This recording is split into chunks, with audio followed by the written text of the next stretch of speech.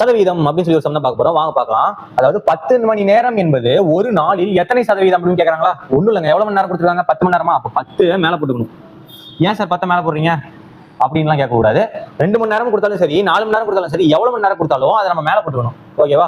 அடுத்து 10 மணி நேரம் என்பது ஒரு நாளில் என்ன சொல்லியிருக்கான்? ஒரு நாளில், அதாவது ஒரு நாள்ல எத்தனை சதவீதம் கேட்கறான்? ஒரு நாளுக்கு எத்தனை மணி நேரம்? 24 மணி நேரமா? அப்ப 24 கீழே போட்டுக்கணும்ப்பா. இன்ட்டு எத்தனை சதவீதம்? சதவீதம் என்ன பண்ணுவோம்? 100 இருக்கணுமா? ஆமாங்க. ஓகே, திரும்ப சொல்றேன். எவ்வளவு மணி நேரம் கொடுத்தாலும் சரி, இங்க என்ன கொடுத்துருக்காங்க? 10 மணி நேரம் கொடுத்துருக்கான். அப்ப 10 மணி நேரத்தை மேல போட்டுக்கணும். ஒரு நாளில் என்பது ஒரு நாளில் எத்தனை சதவீதம் கேட்கறான்? இப்போ ஒரு நாள் எத்தனை மணி நேரம்? 24 மணி நேரமா? அதனால இதுக்கு நான் கீழே போட்டுக்கிட்டேன். இன்ட்டு சதவீதத்தினால நான் 100 கூட்டிட்டேன், 100 பெருக்கிட்டேன். ஓகே, இப்ப அடிச்ச ஆன்சருங்க. அடிக்கலாமா?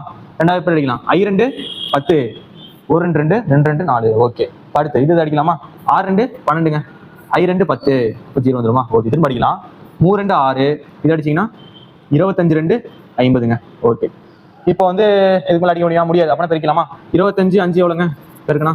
25 மிச்சம் 2 10 12 125. அப்போ 125 எதில் வகுக்கணும்? 3ஆவது வகுக்கு தான் ஆன்சர் கிடைச்சுங்க. 3ஆவது வகுக்கலாமா? ஓகே, 4 3 எவ்வளோப்பா? 4 3 12. ஓகே, 0 வந்துடும். இப்போ இந்த 5 இறக்கிக்கலாம். அப்புறம் 5 1 3 3. ஆமாங்க, 1 3 3. ஓகே, மிச்சம் 2 புள்ளி வச்சுக்கலாம். 0 போட்டுக்கலாம். ஓகே, 6 3 எவ்வளோ? 6 3 18. ஓகே, 2 என்ன 41.6 எங்கப்பா இருக்கு?